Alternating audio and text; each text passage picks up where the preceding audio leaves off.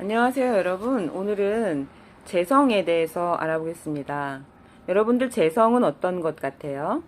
재성은 돈이다, 재성은 여자다, 이렇게 알고 계시는 분들이 많죠? 재성은 나의 활동 무대이고 영역, 내가 예측하고 계산하는 능력, 그리고 나의 어떤 소유하고 있는 물건들, 이 모든 것들, 나의 일, 이런 것들을 재성이라고 합니다. 재성은요, 여자한테는 시어머니가 될 수도 있고요. 남자한테는 여자가 될 수도 있고, 그리고 남녀공이 아버님을 뜻하기도 해요. 그래서 재성이라는 것은 일반적으로 그냥 돈이다라고 하기에는 그 영역이 좀 넓다라고 보시면 됩니다. 재성은 내가 극하는 것이에요. 정제는 내가 극하고 음양이 나와 다른 것이고, 편제는 내가 극하고 나와 음양이 같은 것입니다. 정제는요, 일반적인 월급 수입처럼 안정되고 고정된 것, 현실적인 것, 그리고 내가 가지고 있는 소유욕, 나의 어떤 귀중한 것들, 그리고 계산되어 있는 것들, 근면함, 성실함, 안정성, 항상성, 이런 것들을 나타내는 게 정제이고요. 남자한테 정제라고 한다 그러면 본처라고 볼 수도 있어요. 안정적인 수입, 고정적인 수입으로 말할 수도 있겠죠. 작은 돈이 모여서 티끌모아 태산처럼 움직이는 것이 정제의 움직임이고, 편제는 한탕주의, 투자, 사업적인 재물, 자기 과시적인 거, 그리고 그 스릴, 어떤 모험적인 것, 한 번에 많이 들어오는 거, 나한테는 애인, 그리고 판적인 어떤 조금 강한 시어머니, 이런 것들을 의미할 수도 있습니다.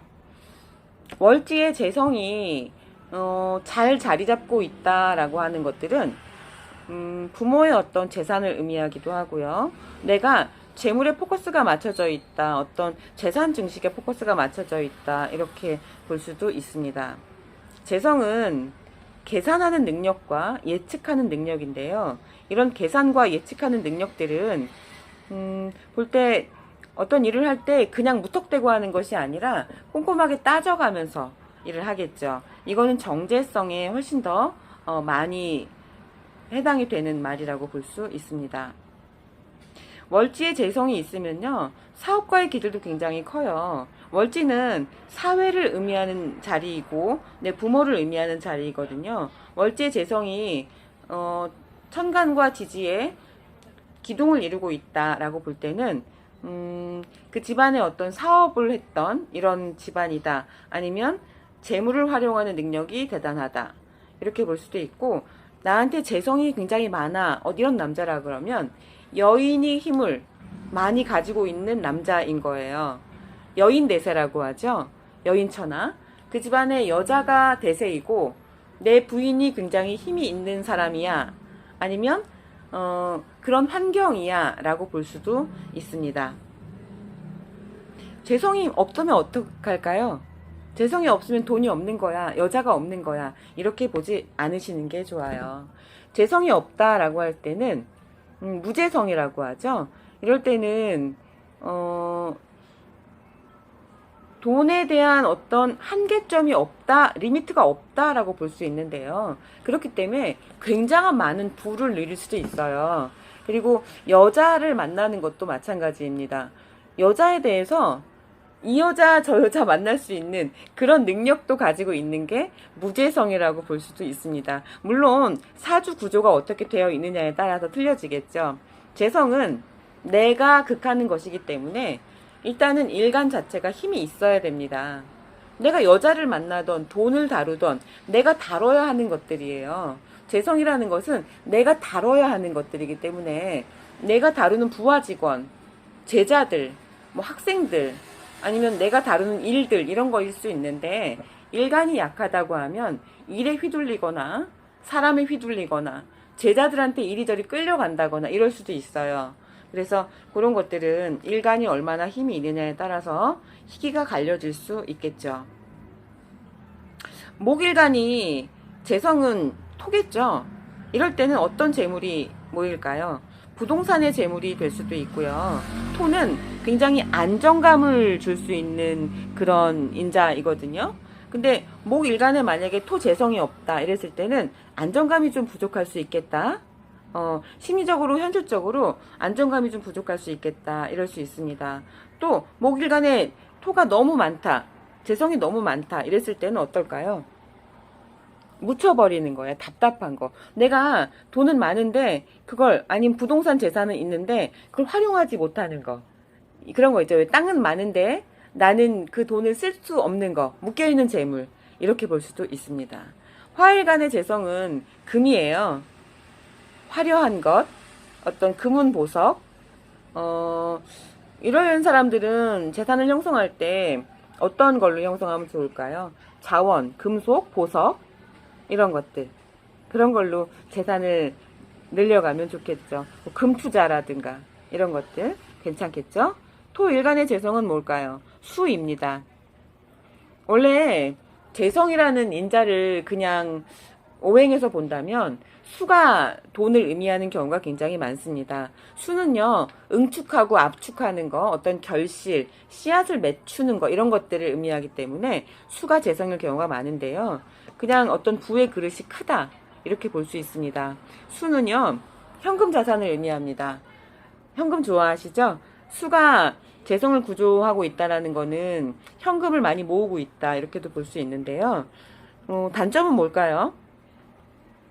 현금이기 때문에 금방 써버릴 수도 있는 것이 어떤 단점일 수 있습니다. 이럴 경우에는 어떤 건축물이라든가 부동산으로 묶어 놓는 거, 투자, 무형 자산에 투자를 하는 거, 이런 것도 재물을 형성할 수 있는 방법이 되겠죠.